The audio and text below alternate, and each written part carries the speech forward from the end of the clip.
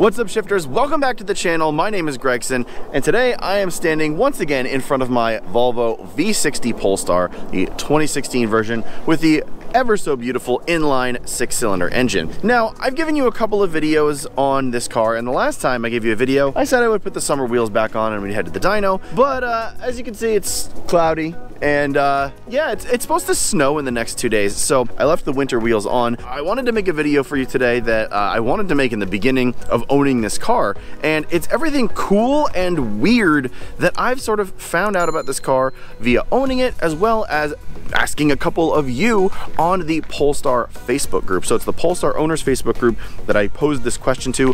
What are some interesting Doug DeMuro quirks and features that a lot of people may not know about this car? So I thought I'd give you kind of a quick video today to show you sort of the weird and cool things about this car that you may have never known before. With that said, we're gonna start outside and then we're gonna work our way inside to a couple of cool things. So I'll flip the camera around, we'll start outside, and I will show you exactly why this car is cool and a couple of really sort of oddball things that I think are interesting as well. Now, the first thing I want to mention, and I've mentioned this in a couple other videos, is this badge right here. This says Polestar. There's one here, there's one on the back, and other than that, on the outside of the car, you would never know that this is a very special car from Volvo. This is a badge that signifies that this car is tuned by the performance brand Polestar. Now, if you are just finding this channel or you don't know what this is, Polestar is basically, or was basically, Volvo's performance brand. Sort of like BMW's M division and, you know, Audi's RS and Mercedes AMG. So that's what they wanted to bring Polestar in for. They were originally a race team. They still exist as a race team as Cyan Racing, and now Polestar is basically their EV sort of branch, if you will. But before they became that, they were Polestar, the performance division. Now that means that this car is stupid rare. So this is about a 165 example ever brought to the US in this year. This is rarer than most Ferraris, Lamborghinis, especially because of the engine. This is a 3-liter 6-cylinder engine, which I will talk about in a little bit, but this car is crazy rare, and it's very cool that I get to daily drive one of the rarest Volvos ever made, and I love that about this car, and it's really cool, and it's just a cool quirk and or feature that I think is just really neat.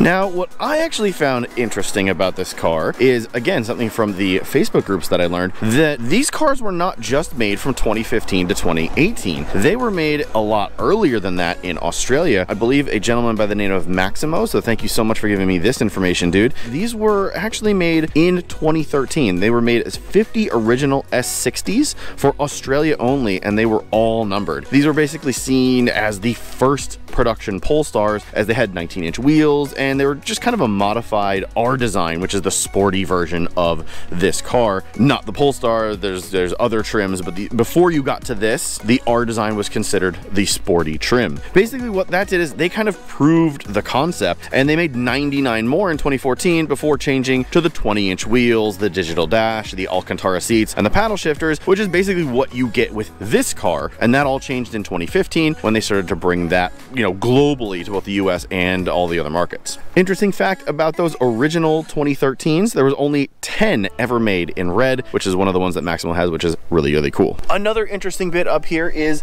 these brakes. These are huge front brakes for this car. They have the stock brakes in the back, but an interesting bit about these, which are filthy, so please excuse the state of them, is they're actually a floating disc, and floating discs are a bit more race car-y than just your normal sort of brakes. And this setup actually shares about half of its components with the Chevy Camaro ZL1 1LE. And if you know anything about performance cars, that is a very serious performance car. So having very serious brakes on this car is just an added bonus. Now, coming around back, you can see that we have dual exhaust tips here. Now, the normal Volvos, everything up to the R design, they did not have any kind of sports exhaust. But for this, Volvo slapped on a 2.5-inch stainless steel exhaust with baffling. So basically, baffling, or an electronic cutout valve that sort of opens and closes. So in normal mode, you would basically have it closed, and it would be very friendly, nice neighbor, not wake the kids kind of thing. But when you open the valves, this thing absolutely screams, and it's really, really great sounding because of the 6-cylinder engine, inline 6. You know, inline 6s always sound great, but this one sounds very good, as I will now demonstrate.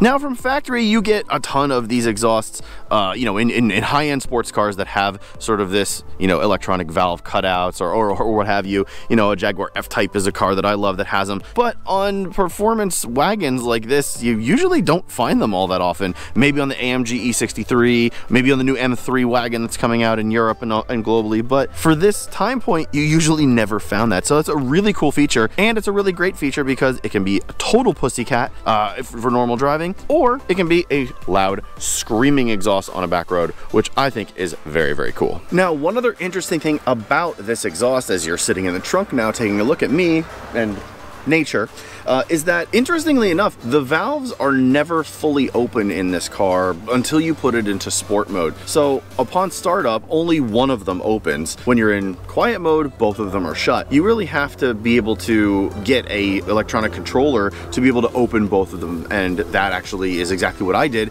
I reached out to a guy named Stefan, he sent me one, I installed it, and it's great. And you can go check out that video of how I did that at the card above if you're interested in it. But when you're in sport mode, or you flick the switch on that, you know, key fob, basically you have full both exhaust valves open to give you the sweet symphony of that glorious inline 6, which, let's go talk about that right now. And here she is, the heart of this car, which, interesting, well, it has a bunch of interesting things about it, but it's transversely mounted, not, you know, completely in line, which a lot of inline 6s are, but it's transversely mounted to get a little bit more space in this not so gigantic engine bay. Also interesting about this, and sort of obvious, is that it was designed by Volvo, and it was designed to sort of be an evolution of their 5-cylinder, their legendary 5-cylinder engines, but it's not really that. It depends on who you talk to and where you look online. But the really interesting thing is that this was actually built by Ford. Because Volvo was owned by Ford for a long time, they tapped Ford to make this engine because they didn't have capacity, and then they took it back and produced some actually later in the production run. So kind of interesting. This is called the SI6 engine, and again, Volvo designed, Ford built. Kind of just an interesting concept, especially since at this point in time, Volvo had already been sold to Geely, the Chinese manufacturer that owns them now. So they were bought by a Chinese company, they designed their engine, and then they had Ford build it, who used to own them. Just sort of a strange thing, and a totally strange timeline for this particular engine. However, it's a glorious engine, it is super reliable, and it is very, very good. So moving inside the car, there's a couple things in here. There's actually a lot of things in here that are a little bit quirky. I'll start on the instrument cluster that's right in front of you, and it's something I've literally never seen in a car before.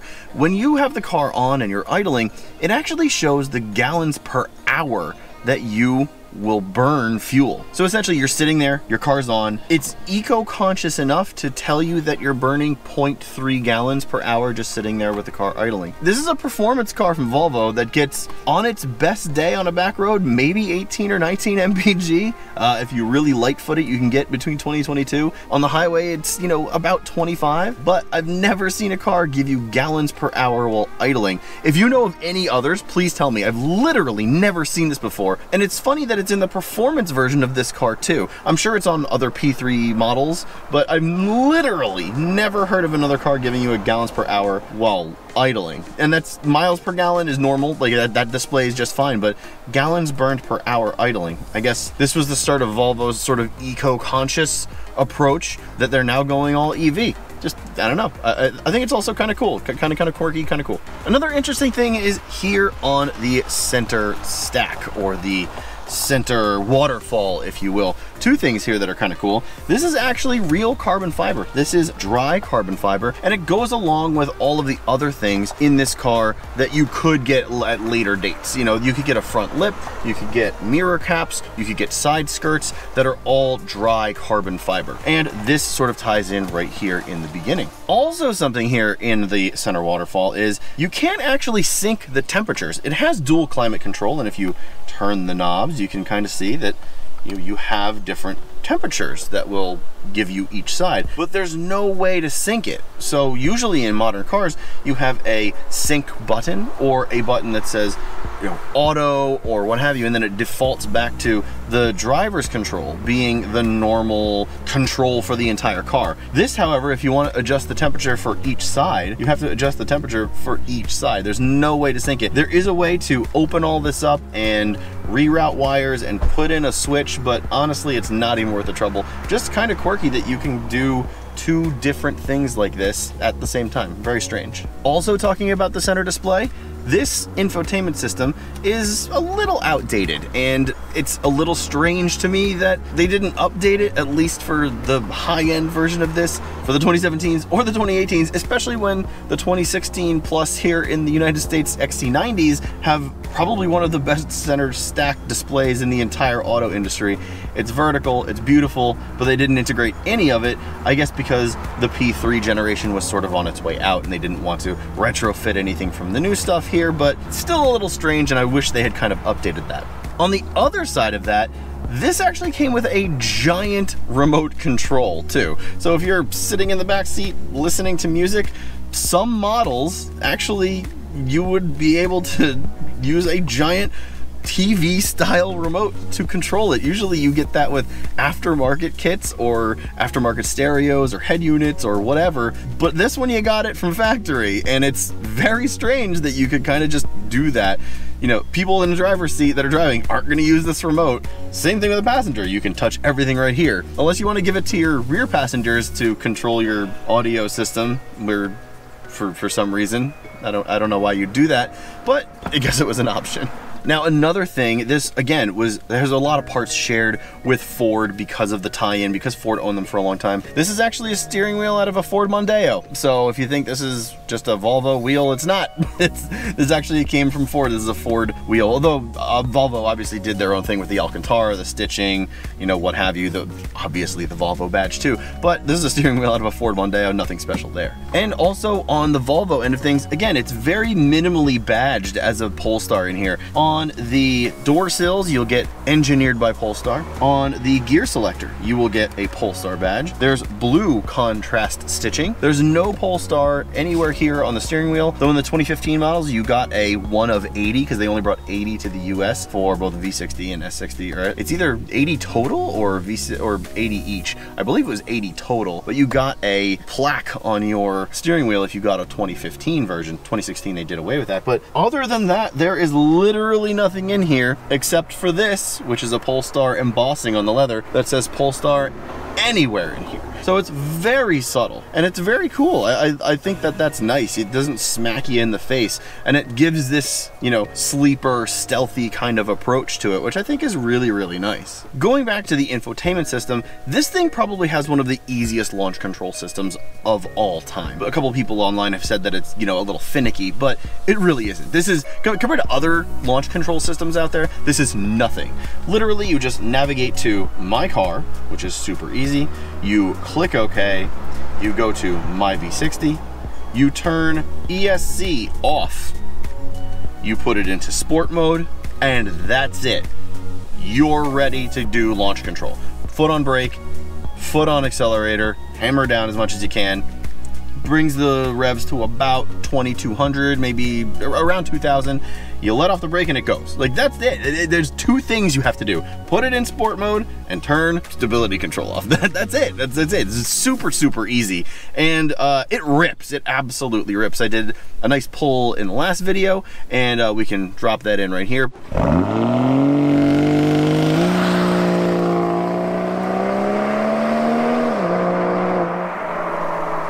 You also just saw me do one anyway when I did the exhaust thing outside, so it's a really, really nice car sounding. It just sounds beautiful. But yeah, the launch control is super, super easy, and I think that that is really cool that they even put launch control in a Volvo wagon. Again, staying in the middle here, which is where a lot of sort of interesting, cool, and weird things are happening, you have your traditional button setup with this generation of Volvo. You have 1, 2, 3, 4, 5, 6. This is for radio presets. Looks like it's for a telephone, but it's not. It's for radio presets and things like that. But down here, there is a blank switch, and you can press it, and it doesn't do anything. So what is this exactly for? Because a lot of the times blank switches in cars, you can't press them. They're just plastic and there's no depressing feature underneath there. So what is this exactly? This is an eco button. Now on this car and other certain models, the eco button was sort of disengaged. You know, again, this is a performance car, so why would you be eco-conscious?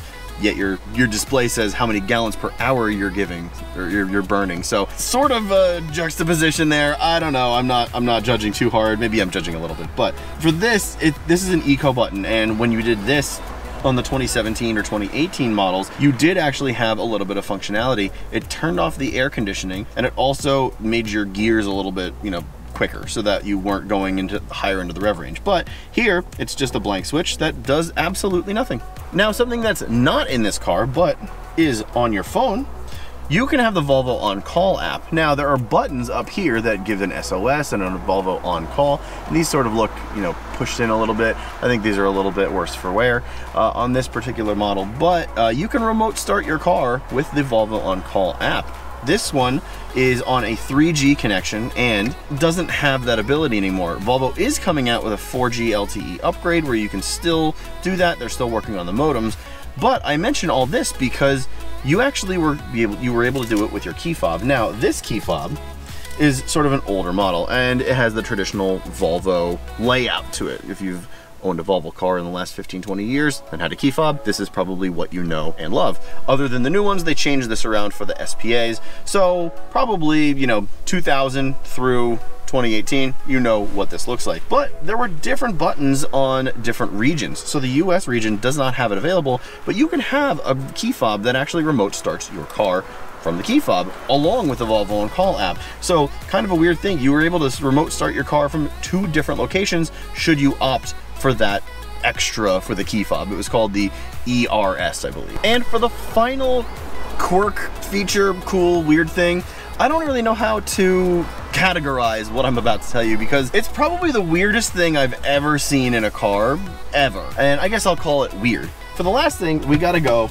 inside the owner's manual because it's just really funny. So in the owner's manual, you will get your typical booklets for normal owner's manual and what have you, but you'll also have the census navigation, you'll have this, that, and the other thing. But when you get a Polestar, you get this cool black one, and it is owner's manual, Volvo S60 and V60 Polestar, and it has the Polestar badge on it, and it's this matte sort of material, and it feels sporty and what have you. But if you flip to page 4 in here, right after the transmission section, you'll get to the section about tires and wheels, and it tells you everything about this car. It says at the bottom, all season tires are not allowed on this car, and not allowed is in all caps.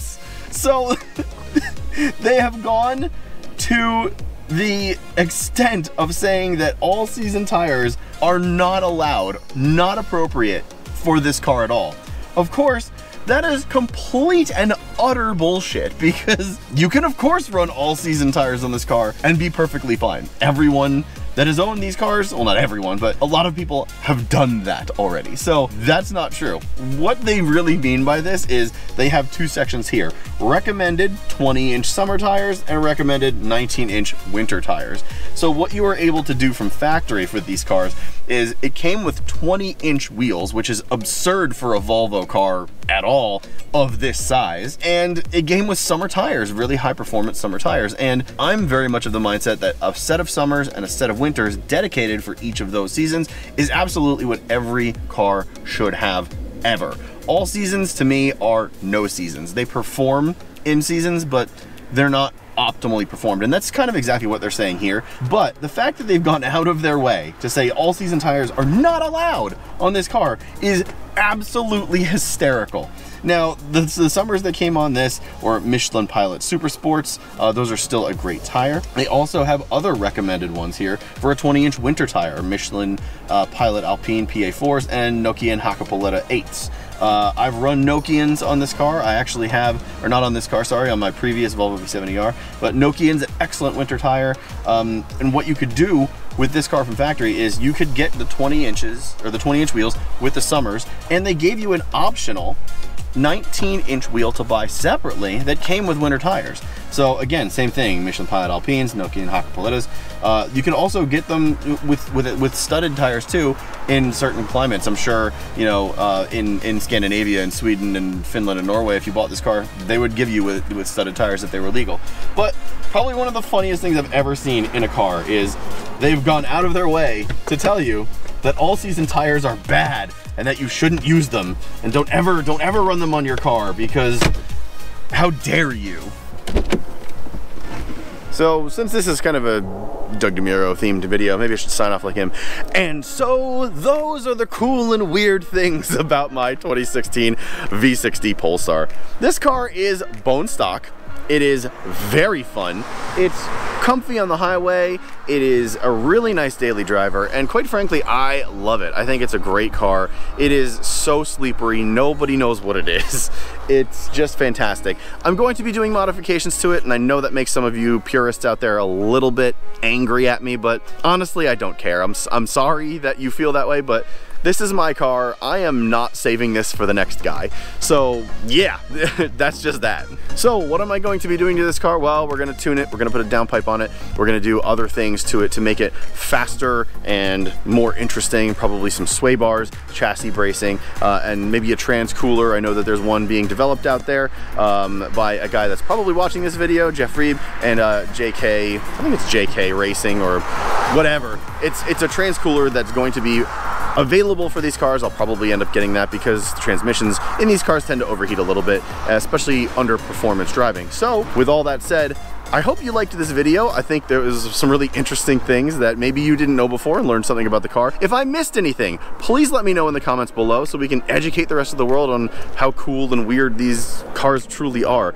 And maybe Doug will make a video on one of these one day when he finds a cool mod or unmodded version, and maybe it'll go up on Cars and Bids. But until then, you have this video to keep you entertained. Thank you so much for watching. In the next one, I will be giving you an update on my XC90. I have had that thing for, oh geez, I don't know, 2+ years, and it's a 2017, and I think it's 3 years now. I'm going to give you guys a long-term review report on how the new Volvos have been performing, especially for me, and we use that as my wife's family car. So stay tuned for that, and then the time after that, we'll be hitting the dyno with this because I will be able to finally put the summer tires on and we can get some accurate dyno reporting. That'll do it for this one. Thank you so much for watching. If you want to follow us anywhere, it's at Shifting Lanes on Facebook and Instagram. You can follow me at RealGregsonM, and that'll do it. Thank you so much for watching. I will catch you in the next one. See ya.